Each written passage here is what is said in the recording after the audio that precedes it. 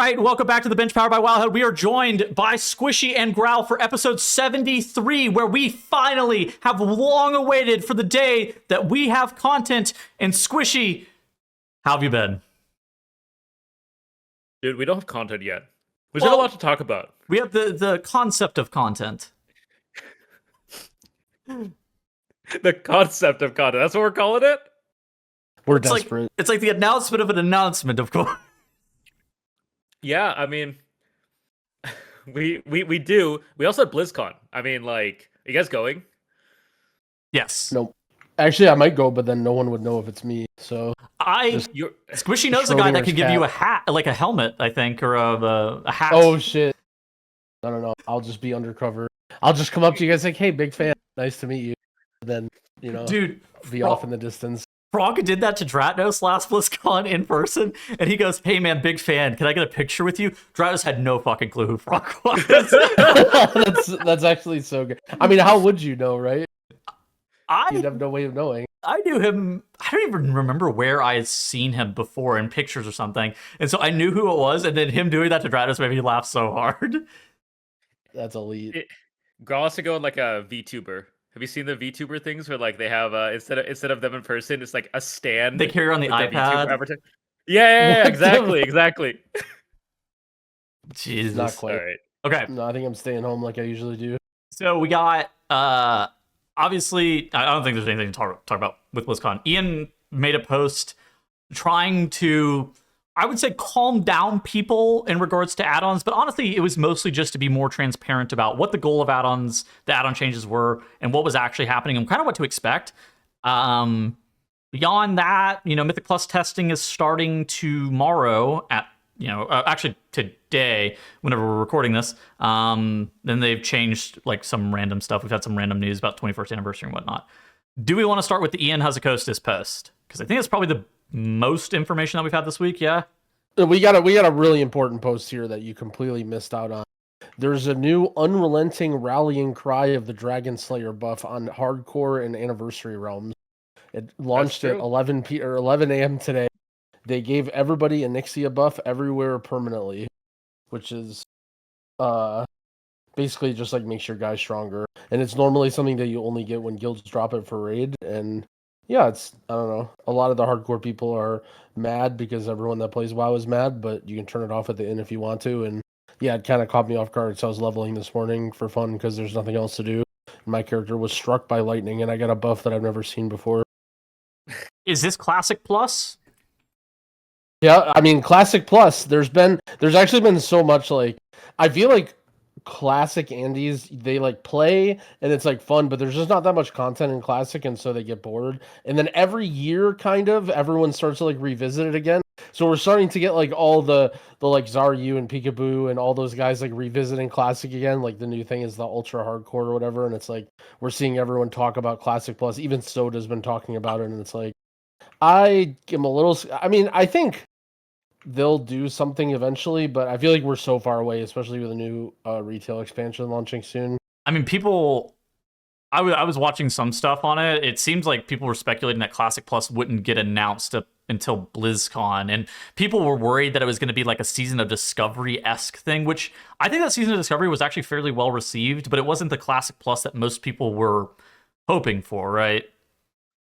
Yeah, well, the thing about Classic Plus that's hard is, and we talk about this with many things in WoW, is that it means a different thing for many, many people, right? Like, some people, their idea of Classic Plus is like they want all these, extra raids and like end game content and new items to get.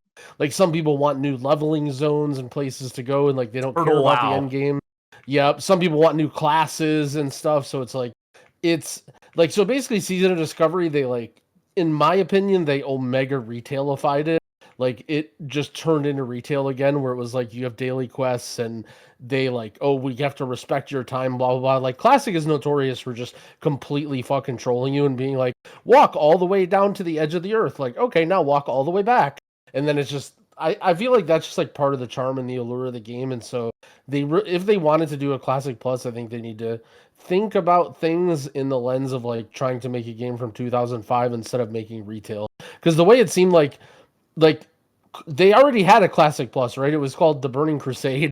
Like if they just continue along the same path of like, what does everybody want? Like, you know, how do we expand the end game? Like they're just gonna end up in the same place that they were before. Squishy, any thoughts? And that's hardcore. That's hardcore. That's okay. Everyone hates Classic. I just had to troll with bringing that up first. All the listeners are just like, God damn it, Growl's playing Classic again. I don't know. I feel like right now WoW is so dead. I would consider entertaining something that was like less serious from World of Warcraft. I mean, that's Lemix right now. Lemix is the thing that's Yep. keeping WoW alive right now. Like, unironically, Lemix is a great ARPG that is better than D4. Lemix, I don't know. It just Holy- doesn't scratch that. I don't know. It's just not something that I'm like super interested in. Like for me, I'm looking at this new TFT set that's going to be dropping soon. And I'm like, all right, could be down, could be due. I mean, there's again just also infinite number of games that are catching people's attentions right now, Yeah. right? Yeah. Like, you know, Arc Raiders again, Growl, you know? I came 3 close weeks- to it. Actually, I was making dinner the other day and I saw my roommate was playing it. He's got like a few buddies that play a lot of shooters. He didn't seem, I don't know. I was kind of like hoping that he was going to be like, oh yeah, this is the craziest game ever to give me an excuse to buy it. But he's kind of like, I don't know, maybe, I think he had like just started and hadn't quite gotten into it yet, but I'm still waiting. I'm still getting feelers out. I don't know. I feel like I'm at that annoying stage right now where like, I don't play, like, I'm not really playing anything, but I don't really want to play anything. You know, like, there's plenty Yeah. of games. Like, I still haven't played Expedition 33. I still haven't played Baldur's Gate 3. Like, there's still so many Oh my games God. that I could play that if I really wanted to, like, sink my teeth into a game. But I'm just, like... I just remember, like, going over to my grandma's house and then, like, seeing she just watches all these old movies from, like, 30 years ago. I'm like, how do you just watch the same movies all the time? And then now here I am, like, turning into it, just like... Leveling Yeah, I just wanna hardcore watch again. Yeah, I just want to play the same game I've always played and watch the same shows that I've always watched and eat the same food that I've always eaten. It's like, I think I'm getting old. Yeah. Yeah. I think, I mean, are either of you guys interested in the fact that Mythic Plus is coming out of the beta today? I guess Yeah, at the time of I recording? really need to start getting the content back up again. I've taken a little bit of, like, it was literally like an accidental stream hiatus. Like, there isn't really even a reason for me not to be streaming other than my days are literally just like me sitting around or like, you know, Yeah. whatever, putzing around the house and watching YouTube and listening to a podcast and then Yeah. like, okay, I play hardcore WoW for 2 hours and then I like watch my friends stream and then it's like, yeah, I don't know. There's just nothing going on in WoW, but I think I'm gonna try and jump on the beta as soon as they get keys going. WoW, I mean, the Twitch section is not doing particularly well. Like for me, I've just been kind of focusing on changing some of the content style for my YouTube videos and stuff like that and like prepping that. But even when I try to stream, it's just like the entire category is like not doing super well, mostly because, you know, people have seen everything they wanted to see with the War Within. And I suspect that as Midnight starts to ramp up, the content will, you know, do a little bit better as people get more excited for what's going on. But I do think, you know, with us starting to get some testing for Mythic Plus as well, that gives us content to actually do. Yeah, I think more so what I'm excited about is just to see how the things change with regards to dungeons, right? Like, we're going from an era of add-ons to no add-ons, and is Blizzard actually going to hold true with the, you know, simplifying encounters, not having 50 casts at one time that you all need to kick simultaneously? Like, is that actually going to happen here? Yeah. And we'll find out by the, like, probably around the time that you're watching this. So that's what I'm excited to see. What's your gut reaction? Do you think that they're gonna make enough changes to casts and stops to where the game feels, you know, slower pace but still fun and kind of what you expect out of Mythic Plus, just a little bit slower? Or do you think it's gonna be like still way too overwhelming? I am the wrong person to ask for that, because I see a bunch of people who are like, I set up my UI on the beta and I've lost 80% of the functionality that I used to have. And I set up my UI on the beta and it's pretty much exactly what I use on live. Yep. Yeah, I can log into my alpha account right now and like show the audience, but I have been messing around with the Terrathal UI, and I know there's like some other add-ons. Like I think Plater now has a Plater now has an developer alpha branch. Yeah, Yep. what was that other one? Platinator. Platinator works Yeah. great. Like, I feel like I'm seeing a bunch of the UIs. Okay, the downside of the UIs is that they don't have buff and debuff tracking in a way that you really want. But most of this stuff is actually fairly serviceable and looks roughly like a UI that you would see on live, I would say. look, The thing that is definitely going to drastically change is any add-on that relates to encounters. Like that is very different now.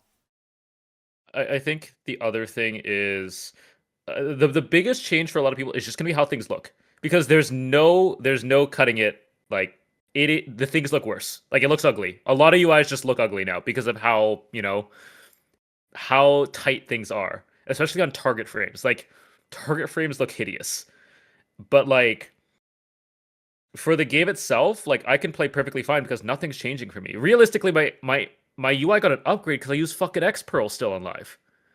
Yeah, I was gonna say, you say your UI is gonna be ugly. Now, I'm sorry, but I've seen screenshots from my viewers and chatters. I've seen people streaming Mythic Plus on Twitch.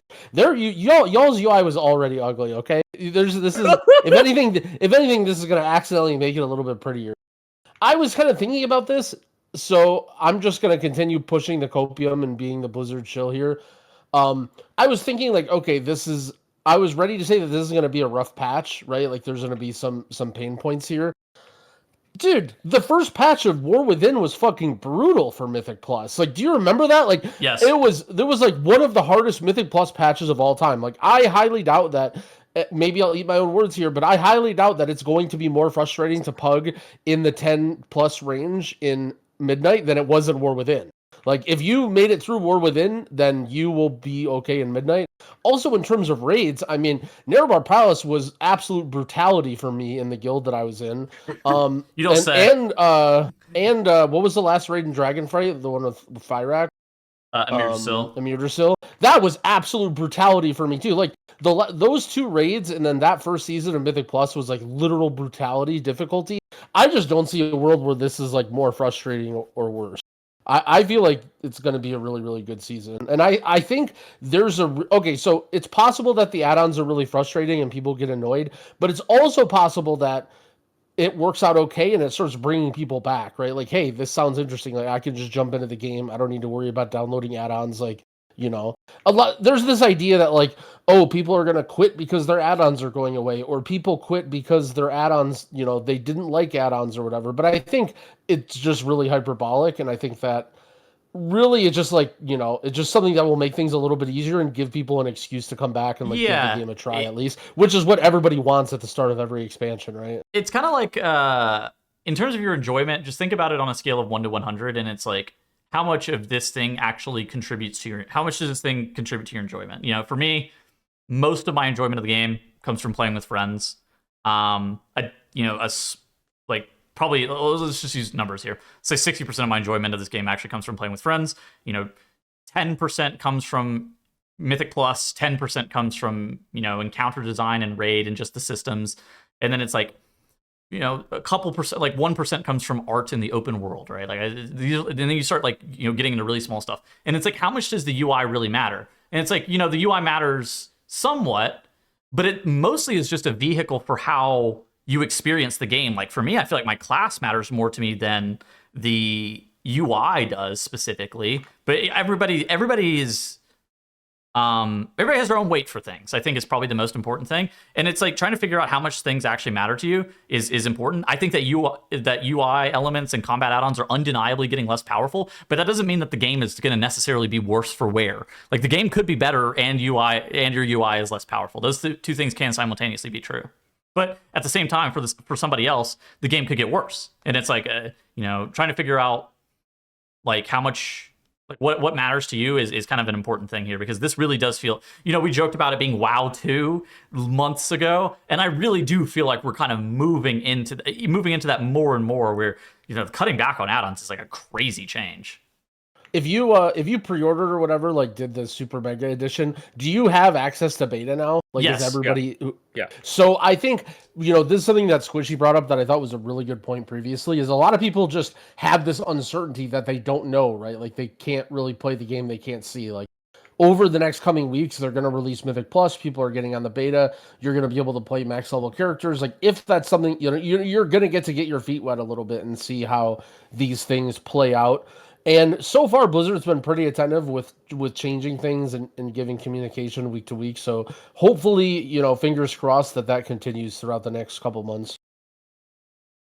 Yeah. We will have to see. I mean, Ray testing and Mythic Plus testing coming out. I mean, give it a try, honestly. That's the best thing you can do and see what you feel like is actually missing and stuff like that. Yeah, and okay, so I mean, kind of segueing this into something else that was like pretty important, probably the most important piece of news this week was a post that Ian Hazzikostas released talking about combat philosophy and add-on disarmament in Midnight. And, you know, let's obviously, I think that you could take some time and read this. We'll probably just cover the highlights and the most important parts of this. So, do we want to start with disarmament, what's changing, or why now? Because I think that those are probably the three pieces that were the most important.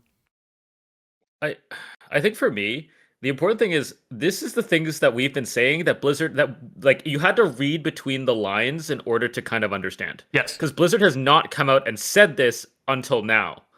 And so like I think it was good that they finally said this, so they probably should have done this at the start of Alpha. But it's better now than never. Yeah, this is kind of like, I think this is a good post. It would have been a much better post a month ago or 2 months ago. Yes. So that people understood better. I will say though, like, you know, for if you use some critical thinking here, like I could have wrote this post.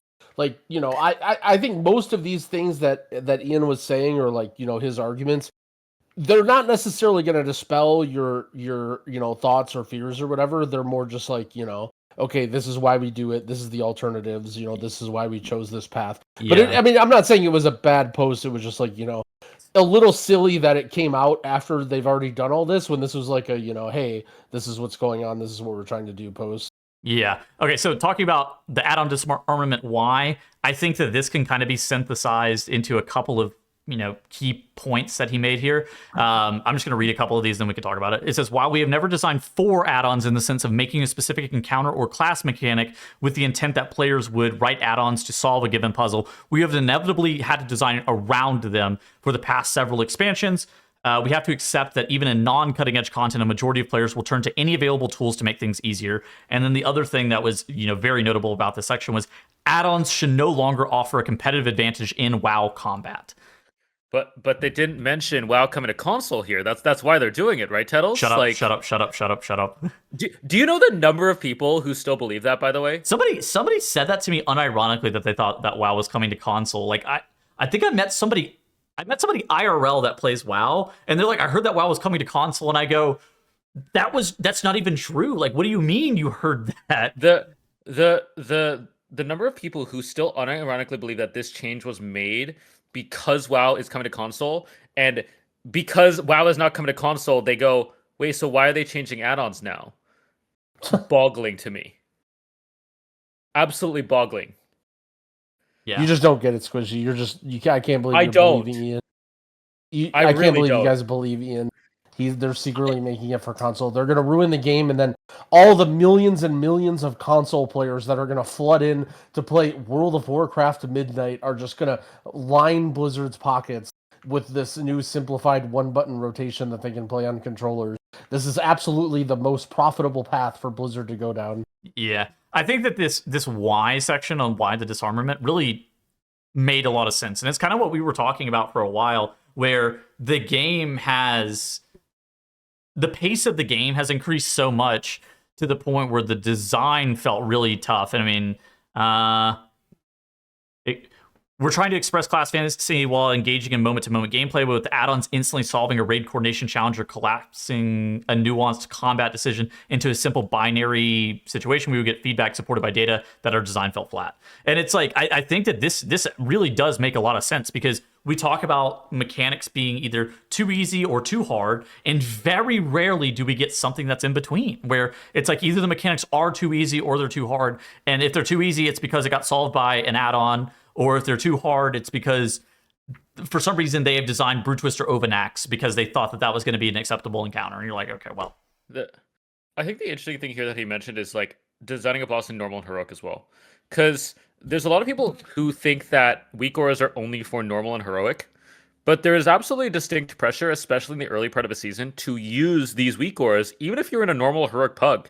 I think the biggest example was Lords of Dread, where I'm pretty sure even pugs use the spy helper, or like the imposter helper weak aura that you just had to have installed, because that was just the way that you did the mechanic, and it trickles down Yes. regardless of what difficulty you're at. I know that people are going to get mad for this example because they had this conspiracy theory that Fractalus was designed as like the boss to end add-ons or something like that. But people legitimately link Fractalus like Northern Sky and Liquid packs whenever you walk up to Fractalus in a heroic pug. And then they're like, this is the safe spot, follow the weak aura. And it's like, is this really the way that the game ever should be played? Not necessarily like, oh, okay, niche situations. It's like, I don't think the game should ever have gotten to a state where this is an acceptable solution to anything. Yeah, when I was reading this post, it made me think back to a few episodes ago. Someone asked the question, the phrase good for the game or healthy for the game, what Yes. does that mean, right? And while I didn't have a good answer at first, I was kind of like, this is a silly term. Now, after reading this, I think now I can kind of conceptualize what I think it means or what, how I want to use it going forward. And it's that like, if it's something that only affects you, that's just sort of like, it is what it is. Some people enjoy it, some people don't. But the thing is, sometimes things that you get, affect other people, right? Like, just for example, I know, the retail people are not going to like this example, but flying, right? Like, there are a lot of people that like it to feel like an MMO, right? Like, they want everyone to be walking and people to be in towns. They don't want you to just teleport and fly everywhere, right? And so you can make the argument that like, well, if you don't want to fly, just don't fly. But really, it's like, you're not saying you don't like flying. What you're saying is like you like the way the game feels when there's no flying. And I think that like, this add-on thing, I can say that, okay, this is unhealthy for the game because, you go to this heroic pug and you don't want to use this weak aura, and then like you're just actively griefing and or like you're gonna get kicked, right? Like, it's not a matter of like, oh, I'm gonna use my brain for this Fractalus and I'm gonna be really smart and do the mechanic. Like, that is not allowed for the most part. Yeah. And there are, of course, guilds that still do normal and heroic without weak auras, but like there's still a pressure there for them to install these things because, like, let's be real here, they help. Like, you may choose to do the harder encounter, but the truth is that pressure is always going to be there because they are best for a reason. They take your cognitive load away from what you're trying to do. I've seen the argument stated, though, that like if you are able to install World of Warcraft, you're probably able to install add-ons. Why is it a problem that add-ons are in the game and as strong as they currently are? Why would that even be a problem? I actually pretty strongly disagree with that. I think that there's a significant learning curve to understanding add-ons in terms of like, not just like, okay, download a weak aura, like, but to actually get to the point where you're fluent and you're using them to their full extent and customizing them and troubleshooting. Like, I would say a majority of the people who think they know how to use add-ons really don't. And like, as someone who does like UI help or whatever and has a stream, like, people ask the stupidest question. But like, that's okay, right? Like, I'm here because, I want people to have a good UI and I want them to enjoy the game. But to say that, oh, it's easy, blah, blah, blah. Like, I've definitely seen people who say that, oh, UI is easy, just click install forehead. Like, how can you not do it? And I'm sorry, but you just have a dog shit UI and you're missing out on tons of value. Like, they say that, but they're not like living how they preach, right? Like, I just think that people that say that use, like, I remember specifically when I first started playing the game, I'm like reasonably fluent with computers. And when I first started playing the game and I discovered party frame add-ons, now granted, I did use Voodoo, which is the worst add-on of all time to try and use. But like, I was struggling. Like, I'm sitting here like Googling stuff and like watching tutorial videos that are like 30 minutes long and shit to like figure out how I like order my buffs and like put them how I want them and change the colors how I want them. And it's like, I don't know, it's not that easy. Like, everyone says it's that easy, but it really, really isn't.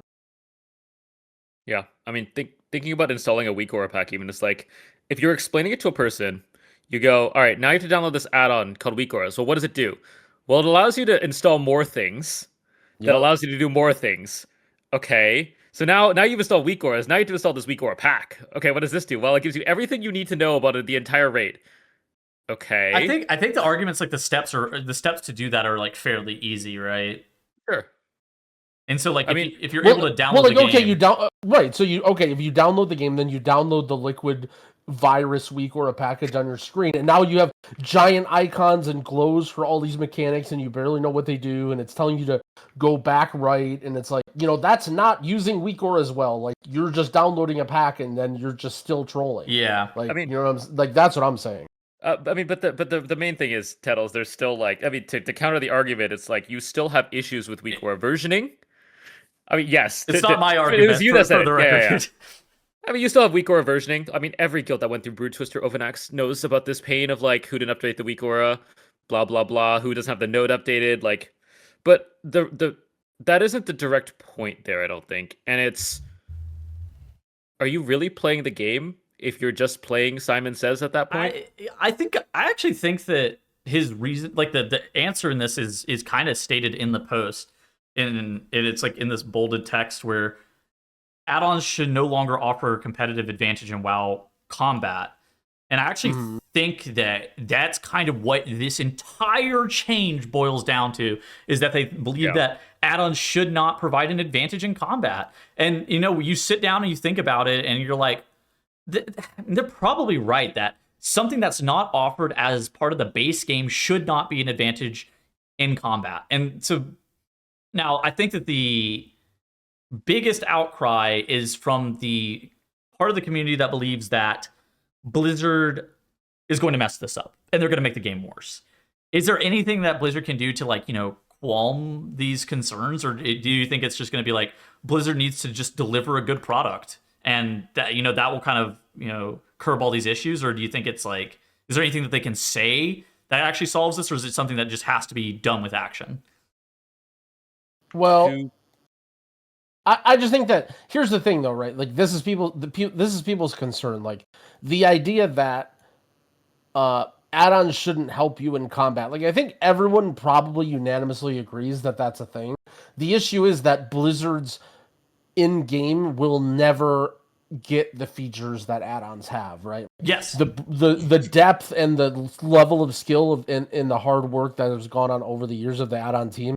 Like, nobody likes having to download add-ons and do all that stuff, but what people like is the customization that Blizzard will never be able to have, right? On your UI, right? Like, on your UI. Yeah. So I think that, unfortunately, if you want that, right, if you want add-ons to not give you an advantage, part of that involves just axing down the capabilities of add-ons, right, rather than building up. Like, they're hopefully doing both, right, axing some of the bad things that add-ons do in terms of computations and also building up the base Blizzard UI. And I think a lot of people just don't have the faith that Blizzard UI will be able to get built up to where they want it to, or realistically, like, they want it to be built up to, to the level of Plater where you can like write scripts and do all this crazy stuff that there's zero chance that Blizzard would do. I mean, Blizzard would never make it to that point because, okay, Blizzard would just never add an ugly menu into their game, for better or worse. Like, they want things to look. Hold on, I see. Why do you think that they don't show CVARs in their game as like part of the default, part of the default game? It's because CVARs are fucking ugly, right? Like, and they're complicated and it would confuse players. That's the reason you can't change your spell queue window as part of the base game, but it is a custom variable that you can access. It's the same thing, I think, with like that to me is the worry about the whitelist blacklist menu, is like trying to teach players spell IDs and stuff like that is, in giving them a menu that doesn't look like ass. That's a tough challenge, because right now they're giving you buffs and debuff tracking based on things that they think that you want in a way that they think that you want it. But obviously the players are used to something that's more customizable, and so of course they're going to be mad about that. Yeah, I think for me there's not much they can do here, because realistically people are losing stuff. It is inevitable. People are going to lose stuff. And while I think we agree that it's probably for the best of the game and you don't need that stuff, people will fundamentally disagree, and that is okay. The closest thing that I think they can get is to release that fucking blog post on encounter design that that I mentioned last week, I think, where they legitimately just need to come out and say and show examples of how their encounter design is actually changing. Because at this point, they've said it, 4, 5, 6 times across multiple interviews and blog posts, and they just need to actually put some pictures, videos to those words. I mean, otherwise, people are just going to blindly trust. I mean, we're going to see it with raid testing this week and Mythic Plus testing coming on Tuesday, right? We're going to see it, But like, who is going to trust us, the content creators, who are clearly have our own agenda and are trying to influence Blizzard with our own agenda? No, this needs to come directly from Blizzard. The fuck up. Yep, true. Our agenda. Especially he's really speaking. He's really speaking truth this episode. Our Like, agenda. if Of, I I was like to Blizzard- play World of Warcraft. I like the game to be Like, good. Yeah, like if I was PR at Blizzard, like this add-on post should have happened, right when the add-on, the alpha first started. It seemed like they knew that was happening, and for some reason just didn't do anything like this. They knew people were gonna they should have known people were gonna have an upset about this, and they've kept talking about how our counters are going to.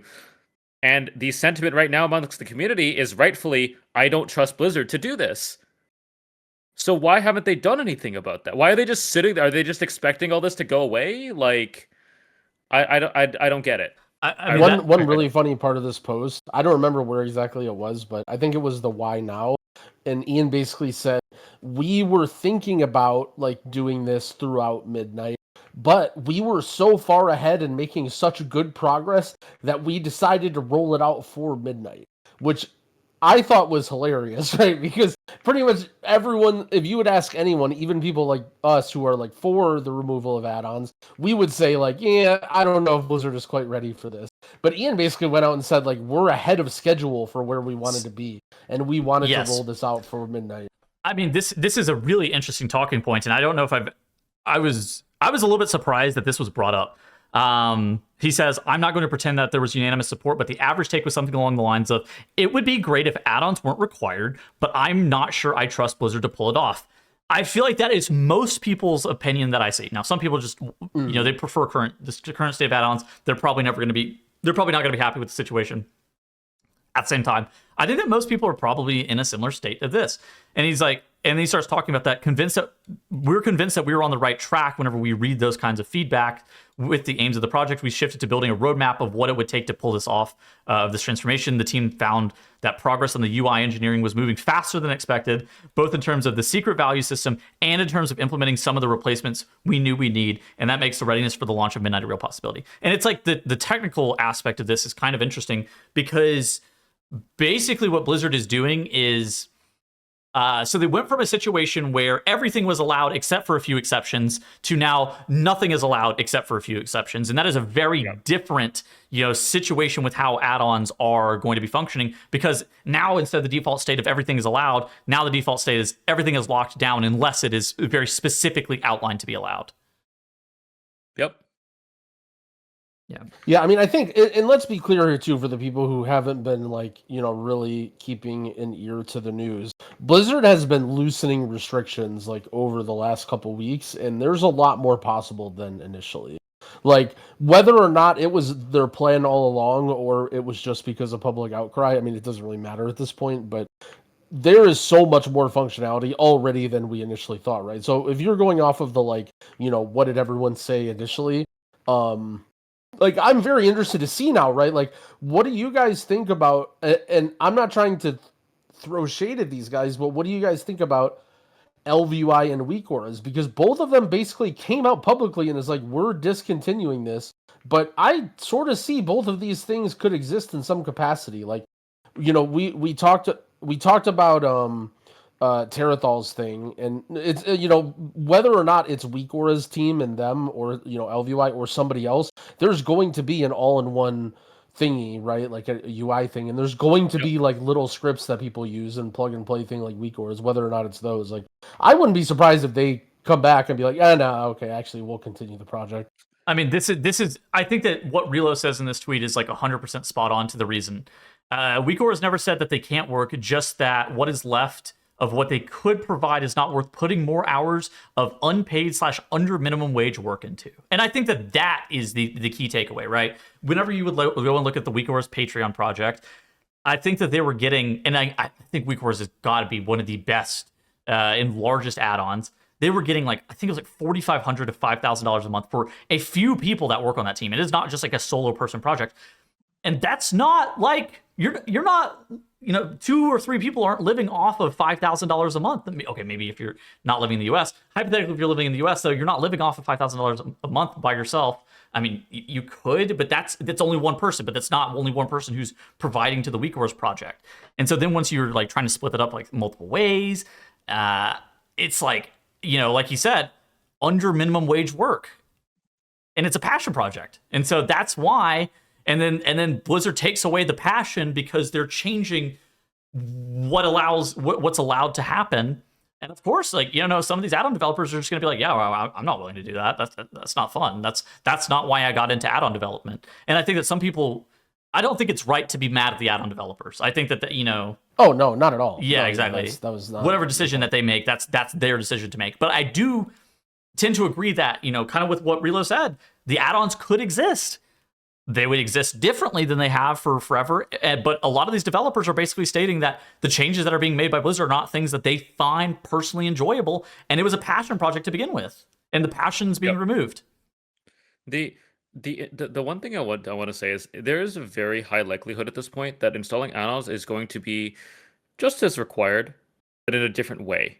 Because there are a lot of things that the base UI probably doesn't exactly show the best. Yeah. Like, the base nameplates they're better, but you have to have the name on the left side, like where the cast bar is, and the look of the cast bar is very different. Like there are ways to customize that still in certain ways with Plater, or Platinator.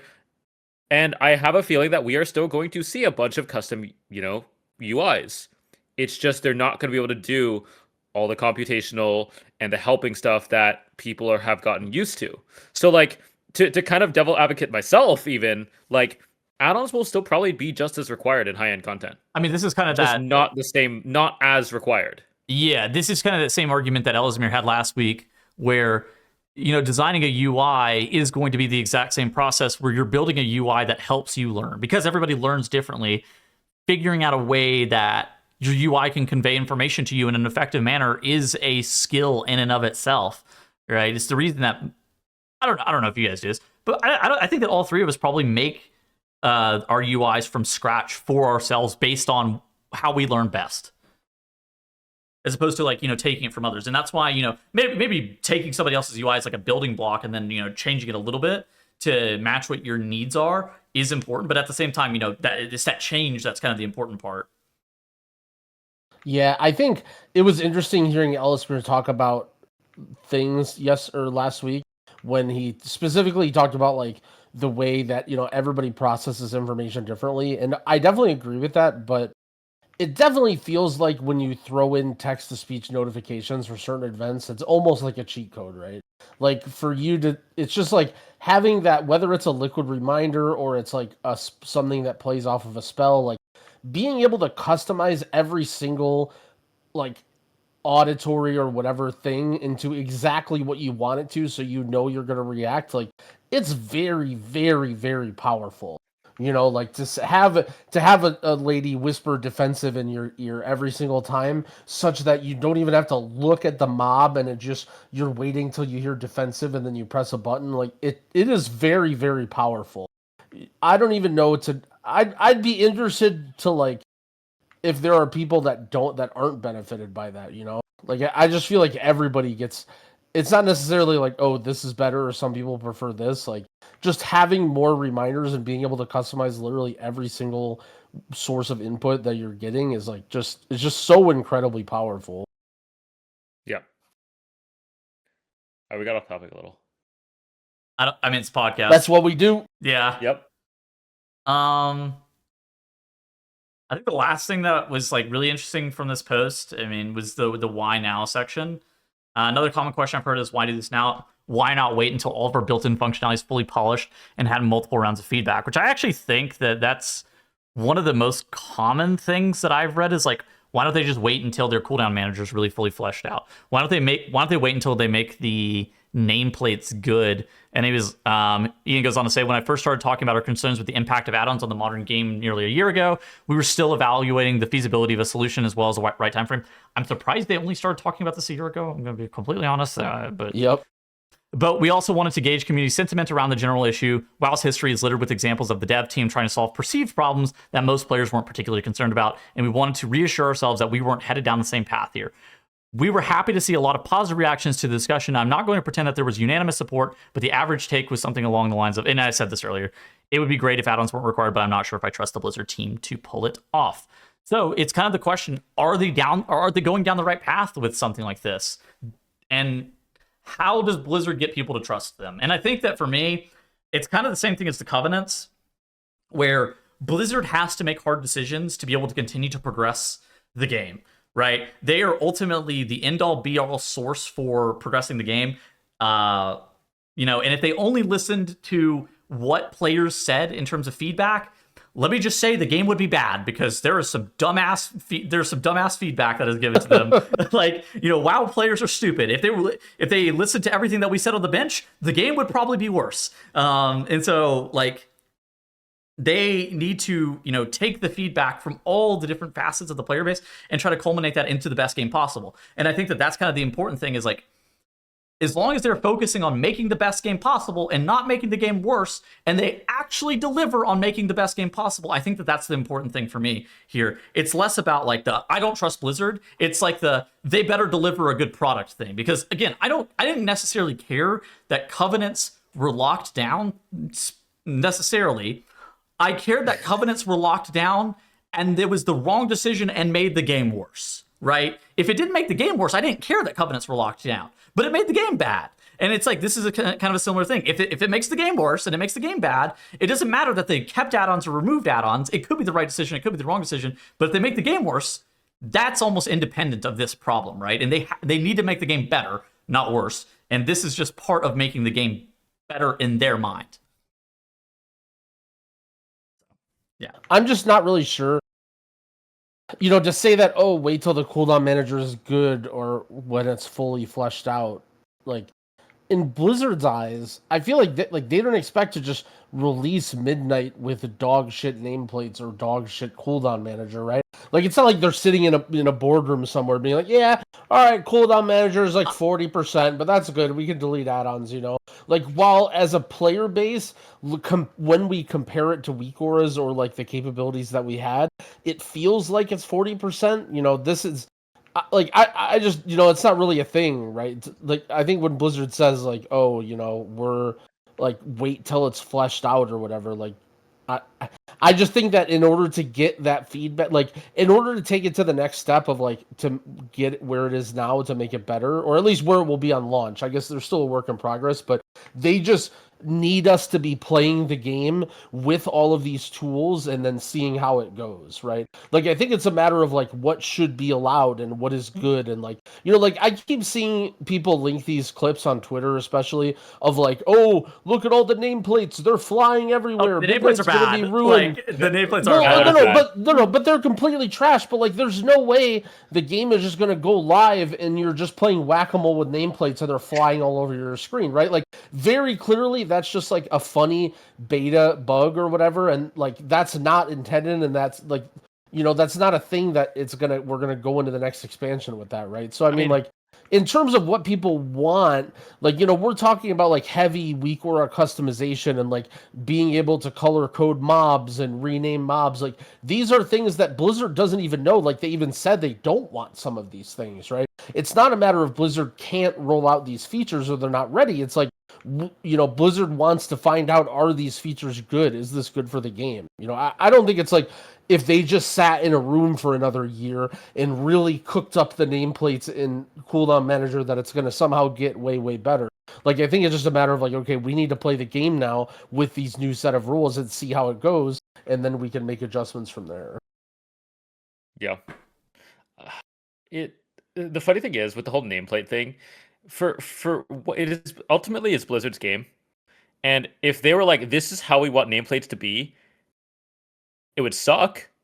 But like, I'm not saying they'll actually do this, like, to be clear, but they determine what they feel like skill is in the game and what makes the game fun. And if they for some reason want that to be part of the skill and fun of the game, is well within their rights to, as long, and their vision is everybody's on the same equal ground. I don't think they'll actually do that. I think that as an part of the problem with the add-on, or not the add-on, the UI, is that it's just fucking ugly. Like, I think that there's one of the bigger issues with the UI stuff that doesn't really get addressed by Blizzard at all.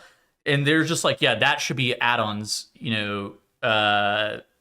space. Why don't they make their UI just not fucking ugly? Like, what? Why are they dead What set do on you their mean? UI just being What do you, ugly what do as you hell? say specifically ugly? What do you mean? Do we think that these nameplates look good? Like, hypothetically, if you couldn't use an add-on to make the nameplates look better, I think that these nameplates are just not conventionally attractive given what players tend to try to use. I think you're out of touch on that one. You think that these nameplates are I good think you're out of looking? touch on that one.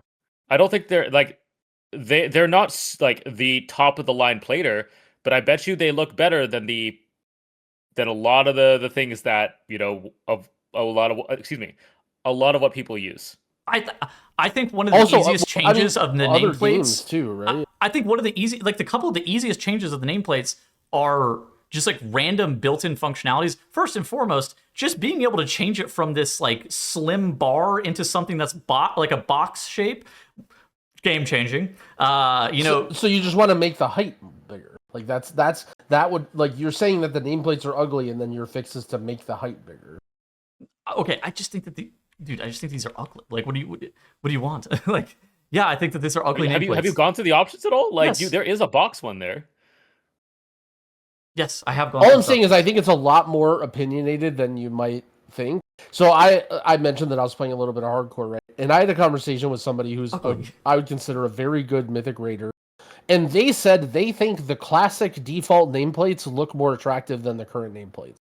They like the classic nameplates, and they think that.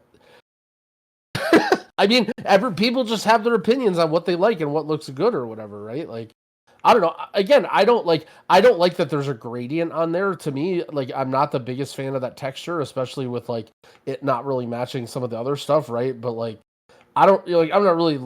I don't know. Again, like ugly. Like, I think. And all that stuff is easily customizable with add-ons, right? Like, if aesthetics is your main like breaking point, where you're like, the aesthetics of these things really bother me. That's all still well within what add-ons can do and fix, right? Well, yeah, and that has nothing was my to do point. with like getting an add-on. That was literally my point. Is like I think that part of some of the stuff that I have. Okay, I want to say some.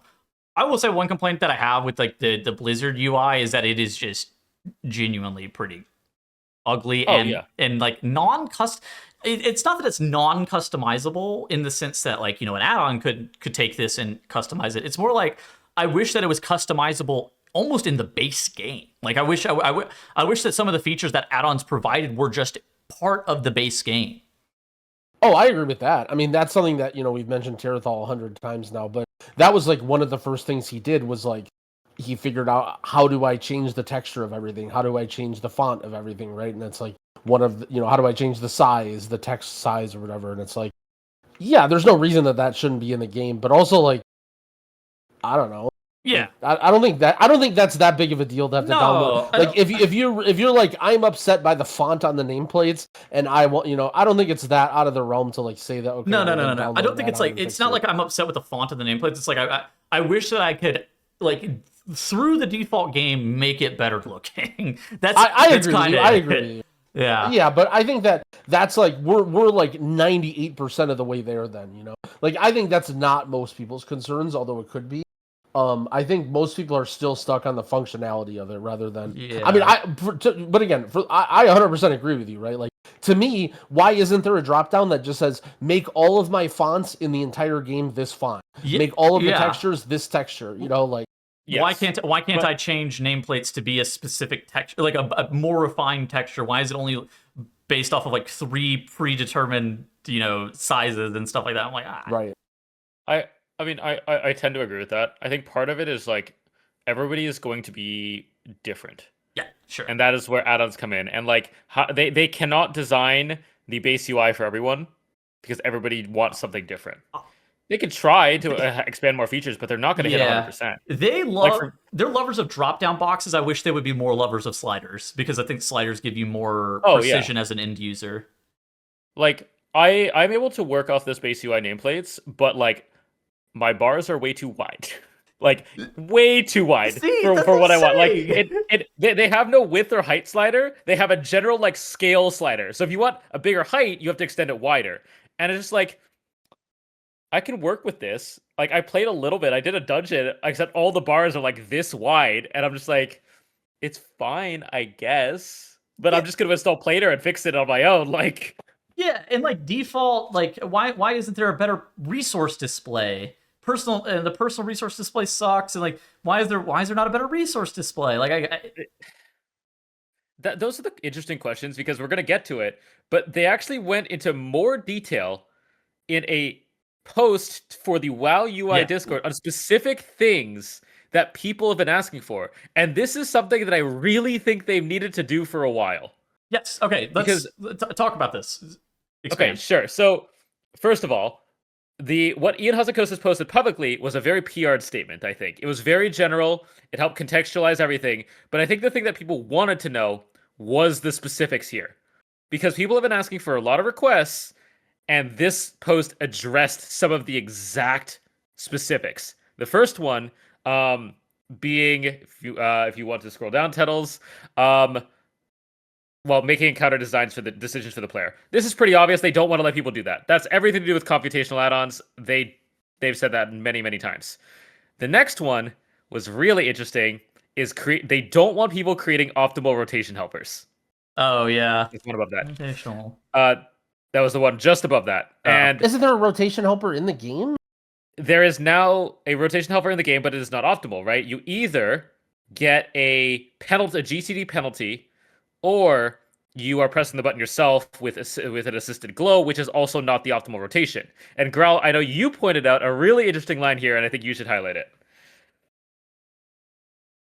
Or did you forget? Oh, yeah. No. I remember. I thought it was very funny that in this answer, he wrote, "This is why our combat assistant feature is not optimal by design. Tettles keeps moving the screen. Aiming to help players achieve average or even slightly above average DPS." So he basically, I don't know if he accidentally admitted this, but he basically said that the one button rotation is average or even slightly above average DPS, whatever that means to him. Okay, that was actually mind-boggling to read, because that was our biggest complaint about the OBR forever, was that it was way better than the average fucking player, and it still is. Like, I guess maybe it was just fear-mongering that people were actually going to start using it that probably weren't supposed to, because it actually does above average DPS. It is the craziest part, is that people still aren't really jumping on the train of it. Is this like old man yelling at the clouds or something? Like, we were all like, the one button rotation is going to do all these bad things, and then it came out and literally nobody cared, and I looked like an idiot. But like, it hasn't, like, it still probably is going to be a DPS increase for a lot of people. Like, they just like, yeah, I don't know. I just think it's funny how like, maybe we actually, dude, these fucking podcasts and these content creators that just spew these terrible takes and just ruin the game for the average player, I cannot believe we would do such things. I do think, though, that if say 50% of people start using the one button rotation, that is a colossal failure of your game. No. Oh yeah, it's terrible. But no one's using. I mean, I feel like people are using it exactly how it was intended, and everything is working out great, right? Like, if you want to level some stupid character, or maybe you're just like mog farming, or like, you know, you just don't care, you're doing a delve, like a low delve, like you just have it and you press one button and you go on. But then, like, in any real content, I don't know. But I mean, I'm definitely eating my own words here, in the fact that it had virtually no impact on the game. It is crazy that at least know it that felt like it does. Yeah. It is absolutely absurd to me, though, that they admit that it is above average DPS, and they're like, yeah, we're happy with that. All right, Squishy, what else? Yes. But just to kind of wrap that point up, like, it's clear that they don't want optimal rotation helpers. So Hikili, like, even if they opened up that API, very dead. But the thing to mention here is the API is affected. Addons that provide functionality that return information about the player's cooldowns and auras. And it is for this reason that the APIs are likely to remain secret. AKA, you will be unable to make an add-on to track other people's cooldowns. That is the conclusion there. Because they are limiting, they don't want people to create rotation helpers. I mean, okay, what do we think about a spec like AUG? AUG is its own little thing. In terms of not AUG, I feel like people drastically blow out of proportion how much they're looking at other people's cooldowns. Like, I think if your Sure. mage, I think if your mage uses ice block, you should know that they're in an ice block or alter time, or if your warrior uses shield wall, you should know that they use shield wall. But I don't necessarily think you need an icon on your screen tracking the cooldown of everything and showing if it's available. With kicks, it's kind of interesting. I also think people drastically overrate how useful a kick tracker is. For example, you go to a boss, and then everyone's kick or stop is up, and then it uses an ability. Do you kick it or not? Well, the kick tracker doesn't tell you that. The only time a kick tracker is useful is when everybody's kick is out, and then you need to press something. But why aren't you pressing something anyway, right? If you don't have a kick available, or you have, you should just be stopping the spell anyway. I think that if you were to let's say you were to program a bot and then try and explain to the bot how to use the kick tracker independent of any of the other team, you would really struggle trying to design a heuristic for how you're actually using that. I think people I learned this from pugging. This is I think I brought this tip up earlier, is what everybody wants to do is they just want to sit there and not press their buttons and have everyone else press their buttons. And then when you press your buttons, then they'll press it last. And so my tip for pugs is just always send all your shit right away, because that's what everyone else wants. Is everyone else wants to hold their kick to the last second, or wait till you use your kick because they're doing damage or whatever they're doing. I will say that one of the crazier things that has been probably widely adopted over the course of War Within, it probably existed in Dragonflight, I don't really see it too much. The player script that tells you when your kick, the player script that changes the cast bar based on when your kick is available, and also adds a notch into the cast bar whenever your kick is going to become available as well, is unbelievably broken. Just in terms of gameplay performance, I don't even look at my interrupt tracker anymore since I downloaded that add-on, because I'm always aware of when my kick is available based on the nameplates and what's happening on my nameplates. Oh yeah, I've been harping about this for so long. So I started using this at the beginning of the expansion. It takes away the focus cast bar. It replaces it with a new cast bar that's giant in the middle of my screen. It filters out spells that I can't kick, so it doesn't even show them if I'm not able to kick it. If I can kick it, it'll show me on the bar, depending on what color it is, if I can kick it or not. If it comes up mid-kick, it'll tell me when exactly I can kick it. And it tells me if the target is reflecting, and it reminds me not to kick it, even if I can kick it, because it's being cast on a warrior who's spell reflecting. It's just not how the game should be played, in my opinion. Yeah. But yeah, so moving on to... Did you want to say anything about AUG in regards to locking down? Well, so didn't they bring it, they added some sort of functionality to the game now where you can see when someone pops cooldowns as an AUG? No. Yes. What do you mean no? The external the external cooldown or external doesn't only for barks that's defensive externals, isn't it? That's defensives only. I need to do an in-depth look at that. I haven't yet, so I'm pretty sure that they either said they're going to or did. I'm pretty sure they implemented it already, where your party frame glows. There's a spell in your spell book to turn it on. Am I making this up? Am I crazy? I think you're making this up, but I'm not 100%. I think that if you're in the AUG spec, there's a spell in your spell book that you can click, and it toggles on track resource, and then it glows their frame, right? Yes, and then it glows their frame when they pop cooldowns. I'm pretty sure that exists in the base game. I think that exists. I don't think for midnight. I think that exists in live right now. I'm not aware of this for live, but I haven't played AUG, so yeah, fuck AUG. You know what? You're right. Wait, what? He said, "Fuck AUG." You're right. Oh, all right. I think that I just think that for AUG is a very special case where you need to they need to figure out a way, right? AUG, if you're expected to be buffing your teammates during CDs, they need to find a way.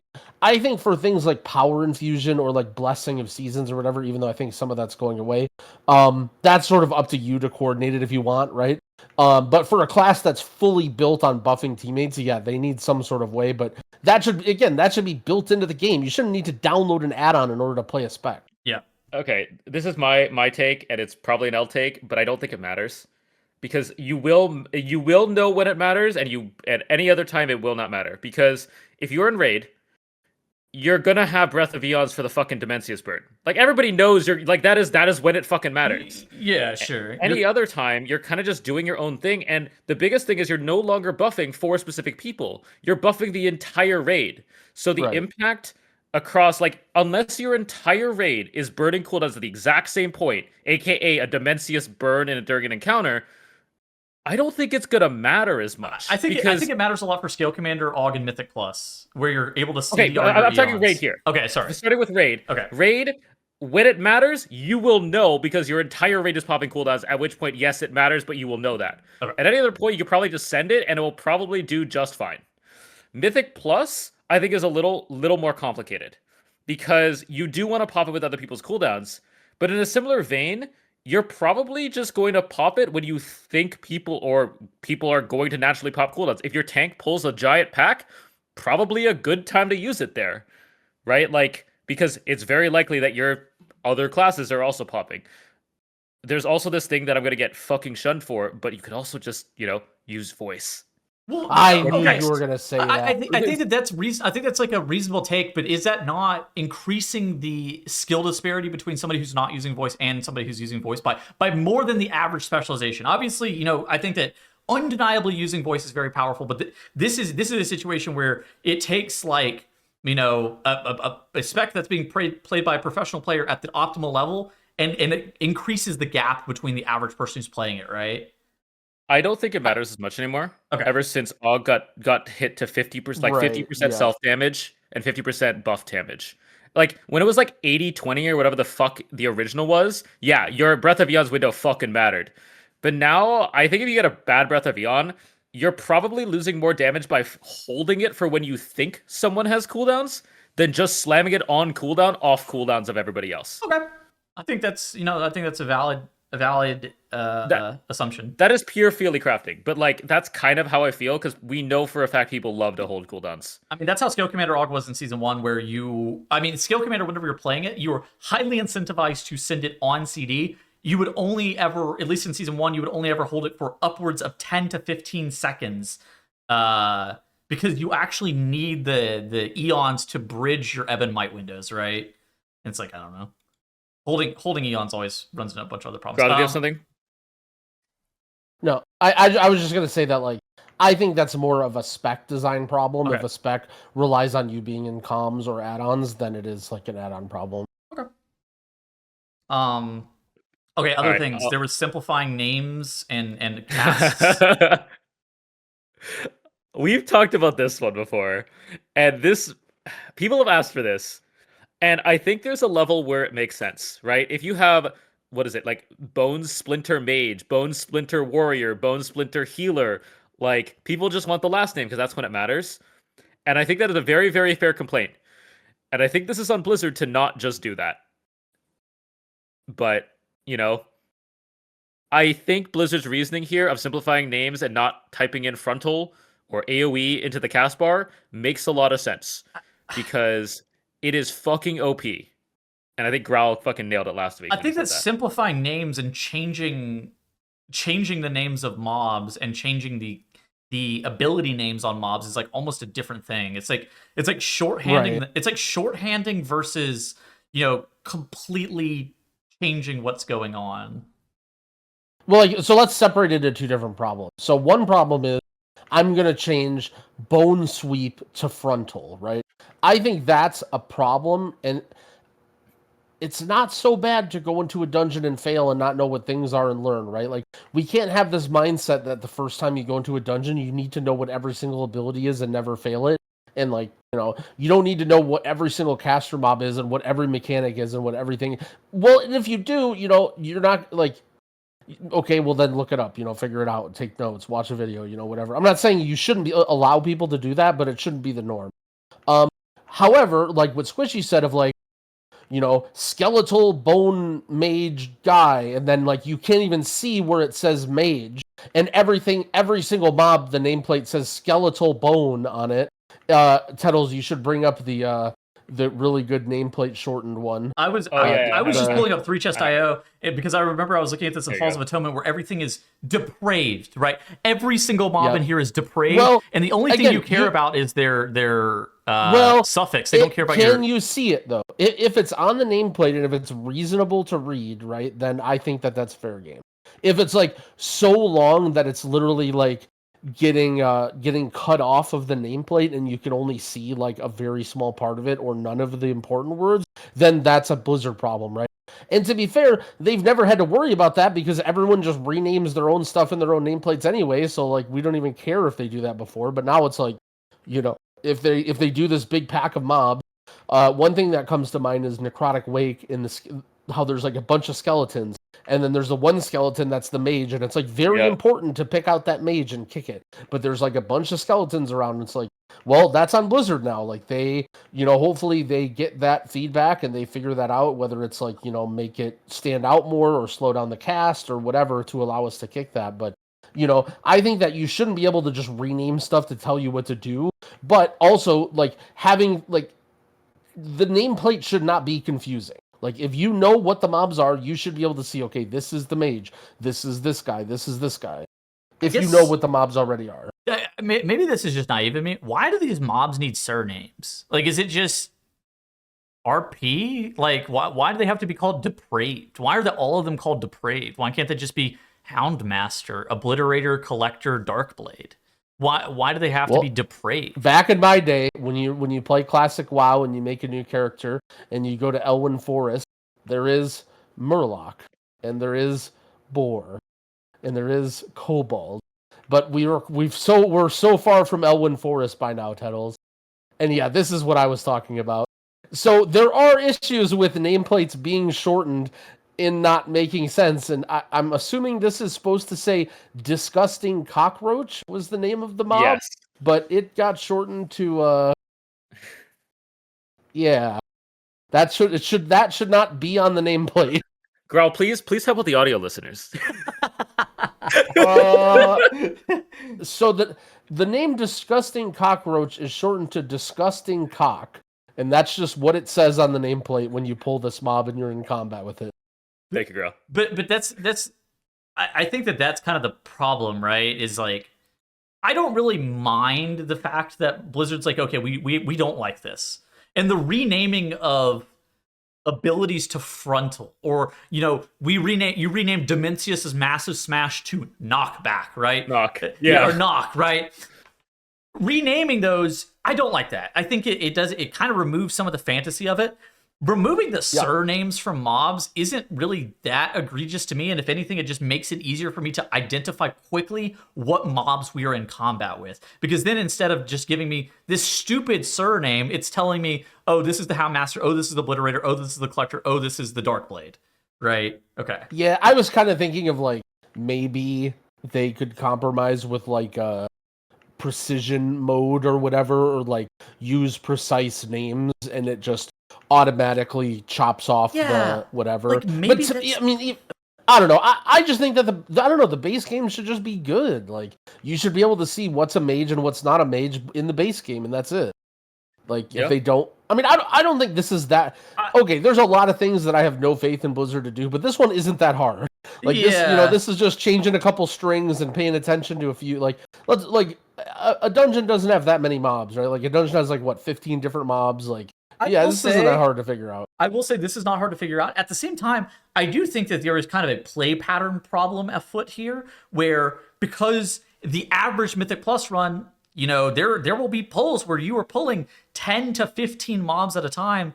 It's kind of hard to actually see what's going on whenever you have that many mobs pulled. Now, I'm going to go on the record here and say that I actually prefer whenever we pull larger. So I actually don't have a problem with this necessarily, but it is undeniable that the first pull of Gambit, whenever you grab 100 different shore runners into this pull, and it's just a clusterfuck of nameplates, of course, it's going to be hard for you to tell what the difference between Merc-Brine Shell Crusher, Merc-Brine Fishmancer, Merc-Brine Scalebinder, like all of these random mob types.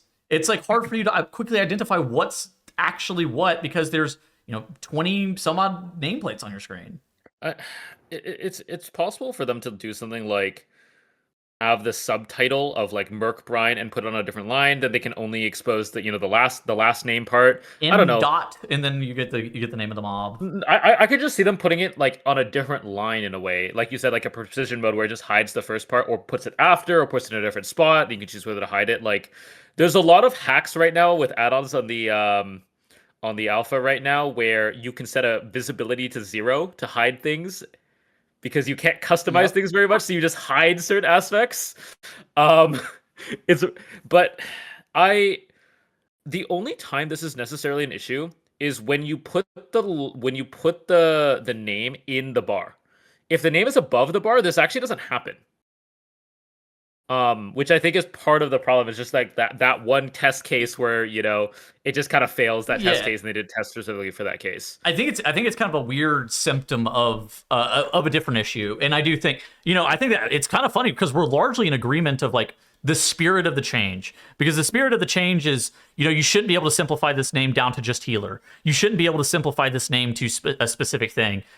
But then it's like, okay, well now you're actually taking away the common use functionality of this, which is helpful, but not actually doing anything that's powerful. I'm just getting rid of the extra nonsense that's attached to this mob thing. Yeah, you shouldn't be able to shorten it to healer unless the name is Depraved Stoneborn Healer, and then you should be able to shorten it to healer. Exactly, right? Like that's exactly it. But funny comment about how crazy color-coded nameplates are is actually this season I've been playing without text on nameplates. So I don't even see the names of any of the mobs. Someone brought up this idea when I saw their UI and I tried it, and it's actually like you don't need to see. There's like random fringe cases where like you need to color code certain weird things, but for the most part, I don't even have names on my nameplates. Do you not find that to be problematic in a dungeon like Priory of the Sacred Flame, where it's like 2 mages and a priest, and it's like 3 caster mobs all with the same color nameplate? I mean, I just focus the one that I need to focus, and it's got a little icon on each one. Okay, yeah, sure. Do you not know which one the right one is by the first cast? Like, I mean, it just comes down to like how you play the game, right? Like you have mobs that you're gonna focus in each pull, so like those are a specific color. You have mobs that you need to like literally focus, as in focus target them. Then those are a certain color, and then like weird fringe cases like fish dicks, you might want those a different color, or like certain mobs that you only target certain times. Like, but funny enough, like color coding nameplates is actually like way more powerful than being able to make custom names. I think color coding nameplates is unbelievably broken. I actually think that focus kicking shit, like people don't really talk about it enough. Dude, being the just ability of the native game to be able to put mobs on focus and focus interrupt them, holy shit, is that broken? Yep. It is very, very good. And you notice that when you play Classic and there's no focus. Even the last thing, even if they wanted to give you this, I don't think they can. Because the way they have to limit this is they don't give add-ons any access to the NPC ID. Because once they know the NPC ID, they know what it is. And therefore you can change the nameplate. And so I don't think there's any way for people to do this, because also once you know what NPC it is, you know what abilities it casts, you know the timers that it's going to do, you know what cooldowns it's going to have, and you know what spells it's going to cast. Like, there's too much information that is given by having the NPC ID that I think that this will never happen. So this one is like solely on Blizzard to fix, or people will just have to deal with it. And I don't think there's any in between on this one. Yeah. Okay, anything else from this UI post that was posted in the UI Discord? Yeah, so there is something that people pointed out. In point 1 there at the bottom. We acknowledge that we are not going to have time to address all the pain points you have been pointing out before pre-patch. So it is of utmost importance that we identify and work on the changes that will have the largest possible impact. So they are flat out acknowledging here that they're not going to be able to fix everything, and they're specifically putting out the biggest fires. I mean, that's the way that any company operates. I mean, it's not especially surprising. I know that players are going to be fucking mad about hearing them say that, but I mean, is that really surprising? I think this is just like a safety net here, because what some people might see as a fix issue or a problem or a bug might be intentional, right? Like, they're just saying this, I think, to cover all their bases. But absolutely, no, there's going to be problems, right? But at the same time, like, there are problems with every expansion launch. Like there are weeks where I log in and then my plater is just all of the textures are bugged and I just have giant green boxes all over my screen. Like this is not like a completely unheard of situation where you log into a game and there are problems with the UI and the add-ons. I think that the most likely conspiracy theory that I've seen in relationship to add-ons is actually, funnily enough, been that Blizzard's doing this because they've seen so many people complaining about how bad performance has been in the game recently. Obviously, WoW has this problem where it's locked to like single core performance, which means that CPUs with higher clock speeds tend to perform a little bit better in World of Warcraft. But it's been interesting because I feel like that whenever I was reading people say that conspiracy theory, I felt like it had more merit than some of the other shit that people are saying, like, WoW coming to console and whatnot. Yeah, I mean, let's be honest, WoW performs like complete dog shit.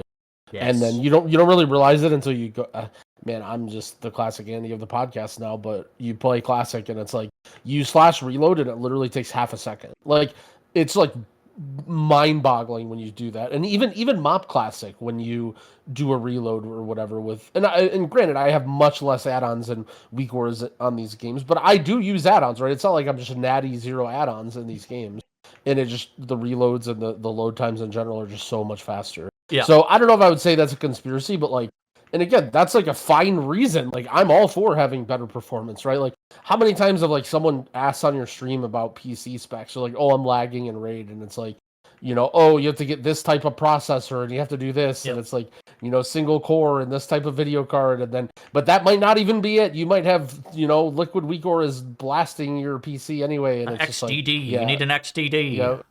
Yep. Good old XDD. All right. Moving on? I think so. Yep. All right, I was annoyed by this. I'm going to rant for a second. You got ratioed so hard. You got blown up on cringe. Twitter. All right, so Kaiveza, the delve boss on question mark difficulty and question mark difficulty got nerfed. Basically, they ended up changing the massacre mechanic, which was the mechanic where you had to end up focusing and facing the ghost to be able to clear this off. I understand this nerf. Here's the thing. It makes sense. It was hard. It was a difficult challenge. Players with high ping ended up suffering more than the average player who was trying to do this, meaning that it was harder for them to be able to perform. The reason that I think that this nerf sucks is because, first and foremost, I think that it is a solo challenge that players are allowed to not be able to complete. I think that for Blizzard's perspective, they should never release a challenge that is unobtainable via players that have high ping. And I think that is like an unacceptable thing that they have happen. Now, I don't think that the answer to this is then go through and nerf Dark Massacre. And the reason for that is because of what this kind of challenge is, right? It is a solo challenge for players that is supposed to be a hardcore challenge for not everybody to be able to complete. And I think that it's supposed to be okay if you're not able to complete this. I don't think that Blizzard should have released it in a state where Dark Massacre was much harder for players who were playing with 150 to 200 plus ping, and I don't think that was correct. But I also think it is a incorrect decision for Blizzard then to go through and nerf something like this. I'll take aggro. I'll get blown up for you. I can't think of a single person that tried to do Kaiveza and then their ping was a major problem and then they quit. Do you guys know of anybody off the top of your head? You don't have to name them, but just do you know anybody? Yes. Oh, all right. Yep. I think we might know. I think we might know the same person. Okay, so is it one person then? I don't know. Is it somebody that you work with? Oh, I'm not trying to expose anybody here. I just meant I literally don't know anybody who had said that, like, oh, I tried Kaiveza and I had ping problems and I had to quit and I couldn't do it. I don't know of a single person. I don't know the veracity of ping problems on this. Like, there are ping problems in the game. There absolutely are. I don't know. I've never seen. It's definitely not widespread on Kaiveza. But like, Dimensius has ping problems. I know that one, to be fair. We had issues with that on our prog. Yeah. Whatever. I'm gonna get blown up here. Get good.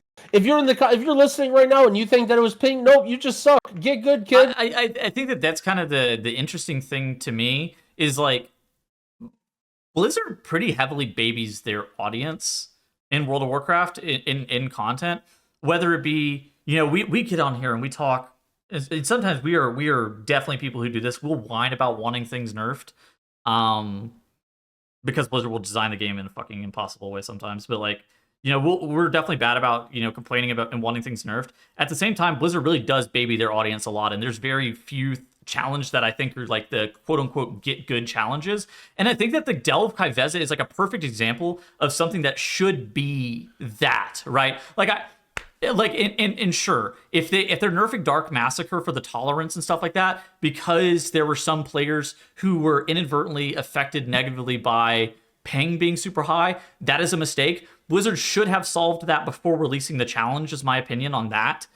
At the same time, like, I don't think that the solution should then be to go through and nerf this. I think the solution should be, to get good, because I think that there should be more challenges in the game that requires you to just kind of fucking get good, and Blizzard to not really baby you. But I mean, I don't know, maybe that's a hot take. The question that I have is, how much was this actually nerfed? Has anybody actually like gone in? Yeah, and I went in. How much different is? It is pretty fucking different. Like, all the times that you would accidentally like turn late and get fucking killed by the ad, like those no longer exist. Or you were like slightly off center of the ad, you no longer die to that. So what are we talking about? Like 10 degrees? Like how far could you be off now? I bet I would have died like I don't say significantly less, but I bet like for me it took me 200 attempts. I suck. It shouldn't have taken me 200 attempts, but I was pretty bad. I bet it would have probably reduced my attempts by like at least 30 or 40. So what you're saying is they brought it to like Nexus King levels of UA? Yeah, it is like Nexus King's mechanic now. I mean, I hear you on that. I do think Kaiveza's precision on those was rather tight. I think it was too, but like that was not the point, right? I agree with you. Like, I can see them doing a slight nerf to it, just specifically for that reason, because it is not testing the general stuff with WoW. Like, every time they add like a FPS turning camera mechanic, there are some people who struggle with it. I know somebody who struggled with the Jadefire Masters. Like, remember when you get sent up to the air, you have to point at the three clones? God, I remember this. A lot of people struggled with that. There were keyboard turners, and they literally couldn't do the fucking mechanic. Anytime that there is a different mechanic, there are people that are going to struggle with it. And I do think putting a very slight nerf in to make it slightly more lenient for a very punishing mechanic is fair, because this isn't like you get hit once, you live, you get hit twice, you die. This is like an 8-minute fight where if you get hit once, you just blow up. So, and like, I can understand being a little more lenient on that. The question is like, should anything be on the table for a nerf? Right? Like, I think that WoW, again, it really is just like one of those things. I feel like I don't really like this because, Blizzard continues to design these fucking bosses and shit where it's just like, who is this designed for? This was not designed to scale very well as you get gear and to progressively get nerfed. And so you're kind of waiting for a boss to get nerfed. And I really don't like the meta of complaining about like and wanting things to get nerfed. But it's like, is everything on the table available to get nerfed? Is kind of the interesting question that I have here. And it's like, I wish they would design stuff that would just, scale a little bit better. And the answer, instead of, waiting for a nerf, was actually just to get good. I wish that was the answer more frequently than waiting for Daddy Blizzard to nerf something. I mean, that's just the expectation, right? Like, M+, you get your turbo boost. Oh, you get your gear. Everything is easier. Raid, you wait for the nerfs. They get easier. Like, Kaiveza, you wait for the nerfs. It gets easier. Like, that's just... I think that, number one, it's not really that big of a deal, right? Like, I don't want to sound like an elitist sitting on my high horse and saying, like, oh, these plebs should not be able to have the Kaiveza Delve achievement. I just value... It's less about the Kaiveza Delve achievement, right? More so, I just value the shared experience of, like, like, let's say someone DMs you, Tettles, and they're like, oh, I heard about your Kaiveza, and I just did Kaiveza, and that fight was so fun. You'd be like, hey, man, grats. But deep down, like, both of you guys know that you did not do the same fight, right? Like, there is no shared experience between what you did and what they did if they walked into Kaiveza at 720 item level. And that's fine. I'm not saying everybody has to do that, but, like, I think when it comes to single player games, especially like in, the pseudo single player multiplayer game, there is value in that shared experience, right? Like that's why that's a lot of contention around like Dark Souls and Elden Ring, is like, oh, you used summons, you cheated, or like, oh, we both killed that boss, that was really hard. Like I don't know if there's a right or wrong answer there. Sorry, you can go ahead, Squish. Here's my take on it. Because it's season limited, I actually think it was the right move to nerf this. And because everybody needs to have everything. Not necessarily, but I think more just trivial, but yeah, it's not trivial, but like if this was like a feat that you could do at any point, other games have go back in and kill this really tough boss, like it's never going away. I think it's fair to leave it as is. Because at any point in future expansions, as long they scale it up to current gear levels, I think it's fine to leave it the way it is. At any point, you can come back, you can bang your face against Kaiveza, hopefully beat it, and just keep going. But because it's time limited, I think it's fine to nerf this slightly. It's kind of like, I don't think everything needs to be balanced in this game, right? Like, and I think that, you know what I'm saying, right? Like, not everything needs to be balanced in this game. And I think that Kaiveza is a good example of something that doesn't need to be balanced just because of like what the challenge realistically is. I think it does because it's time limited.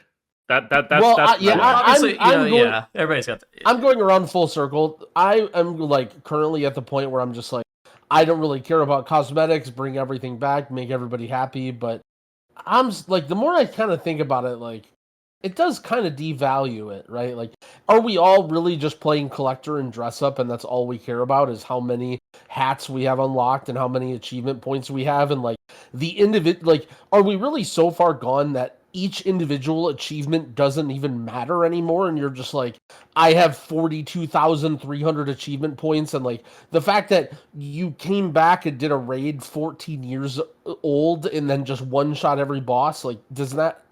Well, I just think that achievements and accomplishments and cosmetics have lost their path a little bit in a while. I don't mind how they exist currently. Like, I think if you want to transmog your guy to look like a total badass or like have a cool title, whatever, I don't really mind that so much. Like, have whatever mount that fits you or is cool for you. But at the same time, like, it does come at the expense of the people who also like want to have a cool achievement and like say that, oh, I was here for this moment, or I did Kaiveza Delve like week 1 or whatever. And it's like, I'm trying to think of how the world could exist where both of these things are side by side, where like you can be a collector and get everything you need, but at the same time, it's just like it sounds so elitist, right? Accessibility versus prestige is the argument that's being had here, right? Like it's accessibility versus prestige.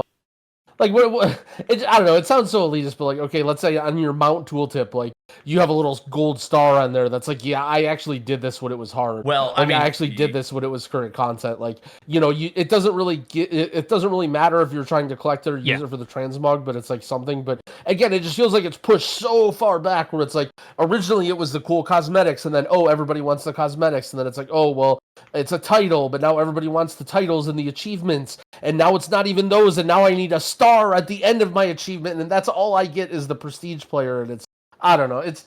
I think there's something to be said for having these cool things that people can earn, and I think that everything doesn't have to be earnable as like some mega sweatlord high-end player thing too, right? Like there's a series I've been watching on YouTube lately that it's called Fish Locked, and it's some guy who started a level 1 character, and he's basically going through all the expansions and all the games only fishing. And all he does is just get every single fishing achievement, every single like the Legion fishing weapon and stuff. And it's like, he's putting a shit ton of time into that, and that's like really cool. Like, you don't have to be a cutting edge sweatlord to have stuff that's cool that you're proud of, Like, I'm not trying to go that angle, but it's hard. It's hard. There are sides to both of this, but I just sometimes wonder if we're eroding too much on one side to cater to another side, is my point, really. I mean, I don't think that Kaiveza, I don't think these nerfs end up trivializing Kaiveza and make it like free or anything. It's not like that. It's more not at all. It's more like, is there anything that could be sacred that Blizzard should never like look to nerf? Because in my mind, like whenever you're looking at things to kind of treat that way, the Kaiveza Delve boss kind of is like a really good example of something that maybe shouldn't be nerfed. But again, at the end of the day, like I think everybody's got their opinion on that. At the same Apparently, time, the Legion Druid skins or whatever, the coolest freaking thing that there ever is that anyone would ever want. Apparently, that's the prestige thing where they're going to draw the line where nobody can. Yeah, of course. And this is why I said that they shouldn't have the collector's bounty. Whenever you start opening up Pandora's box, you really start. As a side note, by the way, I've noticed a lot of people do not like Kaiveza. I know we fucking loved Kaiveza. I've noticed that a lot of people, like on Reddit and stuff like that, do not enjoy Kaiveza whatsoever. Yeah, it's fucking hard. That's okay. I think that that's kind of the thing with Kaiveza is that if it's fucking hard, yeah, people aren't gonna like it. It's the Goldilocks porridge thing where I want things to be hard, but I want them to be doable for me. And if it's too hard for me, then it's too hard, right? Oh yeah, like I agree with that. I'm just mentioning like, yeah, people are not as enthused with it at this point in the expansion. I've complained about their design of solo player content for a long time, and I'm going to continue doing that. This is sort of the problem. This is one area of design, right? Of every single mechanic is very, very punishing, and if you get hit by it, you die instantly, right? That's one way they can create difficulty. It's very unsatisfying, as I think a viewer pointed out in a question one of the previous weeks, is like, to instantly get one shot and have all your progress reset is very unsatisfying. For example, let's say instead of that, the Kaiveza fight was an extremely tight DPS check where you needed to do a lot of damage by 7 minutes, right? That would be a lot less or a lot more satisfying, even if you were a really bad player and doing it poorly, like you'd get to that time and then you'd have the boss at 40% and then you'd get killed, right? But at least you'd be playing the game and you wouldn't be instantly dying, right? There's so many different avenues and ways that they can expand and create single player challenges that they just don't do. And so I think that to me, like this is, I'm just happy that they're doing some cool, challenging single player content. But yeah, I agree that there's, while I want to say like, get good, I really think the answer is like, I agree, and they just need to make way more cooler single player challenges. I don't disagree with that. Yeah. All right. Also, get good. You got rated by Dranos pretty hard though. That was hilarious. It was if really anyone good. didn't see that, what did Tuttle say? He said something about them wanting, or oh yeah, I don't like. Tuttle said something about it. not liking the nerfs on Kaiveza, and Dratnos responded to your tweet with, "Well, if you're only playing 2 hours a week, some people will never be able to get to the pull count that you got." And he added in the lil bro at the end too. The really lil bro, yep. We love that. Yeah. I mean, he's not wrong. Okay. So I think Squishy has a question. Yeah. So Growl, the Brutusaur came back. And what's funny is we had all the stages, right? First you saw the data mine, and then it was like, oh, maybe it might only be in China, and now it's just, yep, there it is, back at the store again. Here we go again. Dude, the EU WoW token sold out because of it. It's gone. Oh, really? Oh, I haven't even looked at it. Oh no, the WoW token is probably. Yep. Did you buy it? No, I have not. Man, I don't want to pay $90 or millions of gold for just a mailbox. Just pay gold? Oh, I don't want to. You don't give Blizzard $5 per WoW token you buy? It's just terrible because now imagine this. We're 5 people. We load into Priory of the Sacred Flame. We're excited for a Resil grind sesh. And then somebody goes, hey, does anyone have an AH mount? I almost don't even want to get on mine anymore because I know they're just going to be like, oh, it's that one. Do you have a mailbox then? When it's like, I don't know, man. It's crazy that they didn't protect the prestige of the auction house mount for you. Yeah, they didn't protect the prestige of me making a video on the last week of BFA complaining about not having it and then getting viewer donated gold and then buying it on the last week from my viewers gold. Well, that was very prestigious of me. You know what was holy fuck. This is completely off topic. I remember Zaryu complaining that they brought back, I think it was the Feldrake or some bullshit, TCG mounts as Twitch drops like a couple of years ago. Yep. And meanwhile, he got given the fucking Feldrake by a viewer. I found that so ironic. I was like, you got to be fucking kidding me. It's so funny that you bring that up because my whole like random spiel about like bringing stuff back or like prestige or whatever, that was actually sparked by an interview that Zaryu did with Jimmy, who's a RuneScape creator, on a podcast recently, and they were talking about that. about how the WoW community is very isolated, and like basically any other game would have no expectation that you like bring back cosmetics or that you give people alternative chances to get stuff. And it's like a thing is there. The one thing that I think Squishy pointed out that is helpful though is like there's almost in a lot of other games there's a way to earn it still, you know, like it doesn't just go away. The problem is with WoW's like vertical weird progression and scaling that like these challenges literally go away. Like how would you even recreate Kaiveza in the next expansion, you know? Whereas like in RuneScape, for example, like because it's mostly single player, that challenge is always there, that grind is always there for you. Like in Final Fantasy, like the way that it's scaled or whatever, like that raid is always there if you want to go back and do it, but in WoW it isn't. So it is hard to compare, but it's funny that like it's such a WoW player problem to be like, I can't get this mount anymore. I need to be able to get it.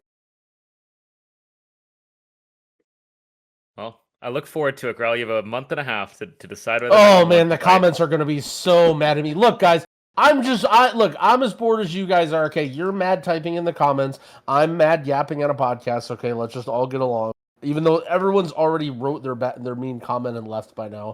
That's real. Growl, have you bought the Brutusaur yet? Growl, when are you buying the Brutusaur? Man. Growl. You could turn it into content for like 10 minutes. I could do a stream donation goal. Go live. Do not fucking do that. All right, let's move on to Q&A. Wrap it up this week.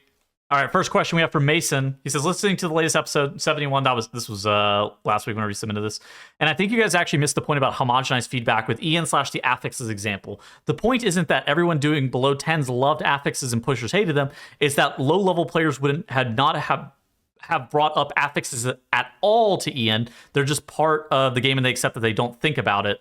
Instead, they would have strong opinions about transmog, mount collection, raid design, or other aspects of the game. The homogenization of feedback isn't that everyone has the same opinion about Mythic Plus and raid driven by high-end feedback. It's that the only discussion points are about Mythic Plus and raid because high-end players are our content creators. Okay, I see what this says. Our content creators, but it says our content creators.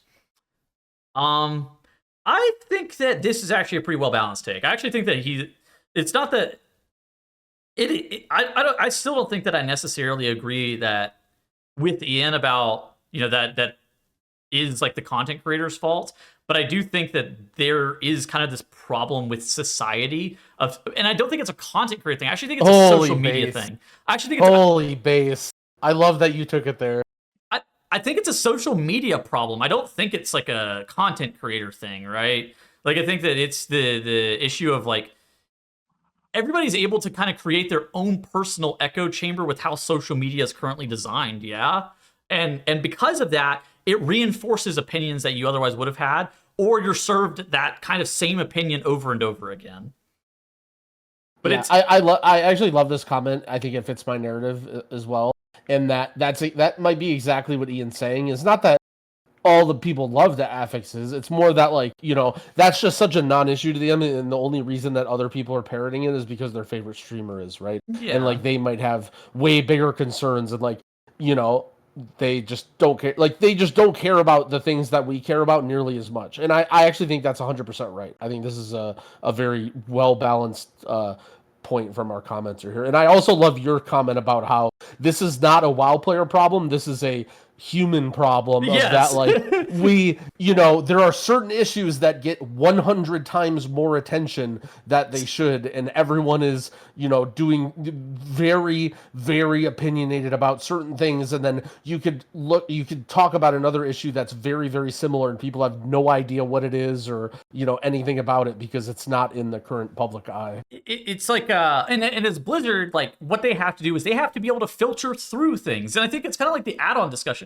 It's crazy because Ian literally, you know, he says this about content creators, but then in the add-on discussion, hold on, let me go back to this. He says that most players state that, where is this quote? You know, they wish I don't know what you're looking for. They wish add-ons, you know, didn't exist, but they don't trust Blizzard to be able to deal with that. And at the same time, getting the specific feedback of that is very difficult, to the point where you're going to have to sift through a bunch of people getting mad at you from saying that you want to even delete add-ons in the first place, to be able to get to the average opinion of that they would like add-ons to be removed, but they don't trust Blizzard to be able to do it. Oh, here it is. It would be great if add-ons weren't required, but I'm not sure I trust Blizzard to be able to pull that off. Is that actually? I don't even feel like that's like a common content creator opinion, or even like the common opinion of what I've been seeing from my peers on like Twitter. The common sentiment that I see from my peers on Twitter is Blizzard is going down the wrong path. They're barking up the wrong tree here, and they are making a huge mistake. And so for them to be able to actually get enough feedback to be able to identify that this is the average opinion, this is what they say here, this is the average take, to be able to get enough of sentiments that they determine that this is the average opinion is difficult. And I think that, for them to go and say that about content creators is kind of funny to me, because they are ultimately the end-all be-all decision maker, right? They are the company that makes the decision that determines the direction of the game. And so, I think that sitting there and being like, oh yeah, content creators are doing this X, Y, and Z, it's more just like they need to figure out how to determine what is actually going to be relevant in terms of actual changes that are being made. Funny enough, and this is completely unrelated, I saw Farfa talking about something related to Yu-Gi-Oh! The other day. So Konami put out a different format for Yu-Gi-Oh! And all the players initially hailed it as going to be it's going to be the greatest thing ever. And then Farfa's like, well, 3 weeks later, and I thought that it was going to be the greatest thing ever, and it ended up not actually doing anything that I wanted it to do. And it's like, players are fucking stupid. They actually don't know. They actually don't make the right decisions for the game. And that's the reason that while you do listen to their feedback isn't the only thing that matters. Yeah. I think that there's a difference between being being a good game developer is just like anything else, right? Like, you can drive a car, but you don't know how to make a good car. You can say, oh, I want this and I want this and I want this, but it's like, in reality, like, that's only a piece of the puzzle. And as a gamer, you might we right, not just you, we might think we want certain things, that certain things are good for the game or healthy for the game or better or more fun, but ultimately it is up to the developers to create that package and come up with it. And that's kind of why I always default to being the Blizzard shill or the shill of the game company or whatever, because ultimately, like, we sit here and we choose World of Warcraft out of every other game in the entire sea, and it's like, if we don't even have faith of Blizzard to cater that to us, then like, what are we doing? There's many other good games for us to play. Like, exactly. If you've made it this far where you're listening to a World of Warcraft podcast, but you also think that you don't have any faith in Blizzard to create a fun package for you to play, like, you've been lost in the sauce somewhere. I do think that something that I have seen is, like, players, I feel like, have a pretty crippling addiction in unwillingness to actually quit World of Warcraft for a myriad of reasons. But like, it's kind of interesting because I feel like there's so many other like really good games and hobbies that you could actually spend your time playing if you were truly not having fun playing the game. And it's like, I've learned my big mistake is I see people angry and I try and like give points and try and stop them from being angry. But I think people just like being angry. Yes. Like, they want to be angry and then they're angry and then I'm trying to stop them from being angry and they're like, hey, I want to be angry, Growl, go away. And I just don't understand. So this is a social media thing, right? Like, where the most powerful emotion that's given, it's been studied heavily, where the most powerful emotion is anger, and it's, multiple times more stronger than happiness or joy. And so that's why social media will continue to feed you things that make you agitated or annoyed, to the point where, you log into Twitter and all you see is, extremist rhetoric based on political takes that you don't have, because, whatever company. That's what baits you into engage. Exactly, it baits you to engage, and it just like triggers the shit out of you, right? And Squishy's just all in the corner, just quietly, just watching us laughing. burn our comments to the ground. He's like, nice for taking all the aggro off of my takes this episode. No, like, legitimately though, I think this is I like this take a lot. Yeah. I think it's probably true, because there are content creators out there who focus on the housing, or going to focus on the housing, transmog, collections, that kind of thing. But it definitely doesn't have the same wide appeal as the end game raid Mythic Plus stuff. Just because, but like, is that because it's not as popular? Like, where is the line? Because there are those creators out there. Mr. GM, So Breezy. Like, those guys focus on the more casual collection angle. And, they have those takes as well for, feedback regarding, various things, do they catch on? Yeah, they do as well. I think So- maybe it has to do with the fact that, like, if you're somebody who's willing to search out World of Warcraft videos, you're probably of a different type of player than, the Mr. GMs and the Soul So Breezies. Not that there's no audience for that, but it's just, a different audience, I would say. Yeah. But yeah. I mean, I think regardless, it's interesting. Like, I like this idea though, and I think there's definitely some truth there. I just wonder how far it goes and what is the actual cost. Yeah, it is. But at the same time, from like a Blizzard perspective, they just have to be able to filter through the bullshit. Like, frankly, like there's no ifs, ands, or buts about it. It's kind of their job to have to filter through all the nonsense, because it's kind of the reason that you can't let people dictate your class design decisions too. You can't let feedback actually dictate your class design decisions. There needs to be uniform design decisions in terms of classes. Otherwise, you're going to have people like mages telling you that they are weak defensively and have weak mobility, and they need another blink charge and mass barrier 2.0. What was that light? It's my Roomba. He's having trouble getting to the kitchen. All right. Last question from North Star. He says, hello. Since Mythic Plus hasn't been seasonal as long as PvP has been, I don't know if you know this, but every expansion has had 3 or 4 seasons with one exception, Legion. Legion had 0.0 and 0.5 patches that were seasonal resets, with the exception of 7.1 and 7.3 having the pre-Antora season. But for simplicity, let's just say 0.0 and 0.5 patches were new patches. New seasons brought some new mounts and titles and shared some stuff like transmog rewards. Do you think a return to this kind of half-seasonal thing would dampen the negatives of Turbo Boost and make Mythic Plus more interesting throughout the season, or would it just create new problems? So basically, twice as many Mythic Plus seasons is kind of the question here. I remember Legion actually with the 0.5 patches, that corresponded with new raids coming out, though. Not just... Yeah, it just comes down to content, right? Like, if Blizzard is going to come out and do new titles and new mounts and new achievements and, all this stuff, then yeah, that's great. But I think the issue is, like, to just reset everybody's score and do a turbo boost only and then be like, okay, here's the new season, guys. Like, that's a little bit, like, that falls short for sure. So, I like, from memory here, and I was doing research earlier, so I might be a little bit off, but from memory here, 7.0 was pre-patch of Legion, 7.0.2 was the patch the expansion launched on, 7.0.5 Karazhan came out, 7.1 Trial of Valor came out, 7.1.5 Nighthold came out, right? So, you're having, like, large content updates for each of those patches, where the 0.5s lately have been kind of nothing. Yeah. So I think or the content that they give doesn't change the player power, right? Like, it doesn't add a new level of content. Like, yeah. And then 7.2 the Burning Shore came out, and 7.2.5 and Taurus came out, or Tuma Sargeras, sorry, not Taurus. Tuma Sargeras came out.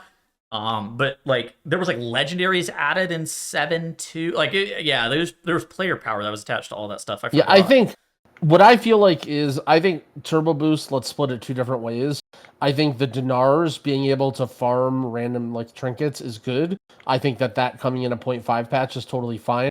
I think at this point, the item level increase is kind of unnecessary, and it lost its luster after the first time. And I think that should go away in future seasons. In terms of breaking up, and then you wouldn't necessarily need to break up the season, right? Like, if they do have that content where they're rolling out tons of new cool stuff and they have a reason to split the seasons, then that's fine. But to have split any of the War Within seasons at 0.5 patch for any reason other than, it's a turbo boost, which they're creating their own problem there, didn't really make a lot of sense. I will say that, like, I wish, again, I think we talked about it on an earlier episode, maybe I was talking about it with friends or something like that. I do wish there was more of an incentive to push early on in the season, and, like, separating out the season into 2 different seasons for Mythic Plus specifically would at least add an additional reason to push early on in the season, right? When you're still getting that gearing, as opposed to only doing Mythic Plus for gearing early on. I'd be interested to how people in the comments feel about this, because we're detached from this player base for sure. But I feel like there is some merit in pushing early in the idea of staying ahead of the pack. I feel like in general, if you take Mythic Plus seriously, whether it's your goal is to get 13s or 30s, you enjoy being ahead in Raider IO score of, you know, the average people, the people around you, the people in your guild, because you want to get into better groups and like take things a little bit more seriously. So I feel like a lot of people do enjoy pushing, and I think that like the I'm just gonna wait till the end of the season crowd is more of a high end thing, but I could be wrong about that. I'm not even referencing the wait until the end. 1 second. I'm not even referencing the wait until the end of the season crowd. I was referencing more like do 10s for 2 weeks and then I actually start pushing crowd. All right, Squishy, what were we gonna say? Sorry. I was just gonna say, like, I don't think half seasons are gonna work because, I mean, we talked about it last week. It would get really boring to have to reset. I don't even know how many people would participate if they did a second season of the exact same dungeons again. That's true. That is impossible to actually get people to want to play. That would kill it more than whatever. Oh, that would kill it. Yeah. If the season ended and there was a new season with the exact same dungeons, like, okay, I'm just done with Mythic Plus. Like, yeah, how would that even work? Like, you just lose all your Raider IO score Terribly. and then you get a +2 key and that's it? Like, people would hate After that. careful consideration, I think that would be a terrible idea. I do wish there were. Yeah. I do wish there was like more seasons, or like again, just more of a reason to push early. I don't think that the add more seasons thing makes a lot of sense, but you know, there's something there, right? I do think that there is something there. Yeah, it's hard to exactly nail down what you would want that difference to be, though. Because like it should be new dungeons, because that would be impossible to actually keep up with. But if it's the same dungeons, you're just like, I'm not gonna fucking play that. Okay, well, any final thoughts? Or are we out of here? Nope, just had to bring the poker chips on for one last couple shuffles as we close out the pod. Squish, you want to give me hot takes about social media and its impact on the human condition? Please comment how many L takes Tuttle's had in this episode. Thank you very much. Bye-bye. Is this like it'll be like around the horn except for L takes, and we all just have a number by our name.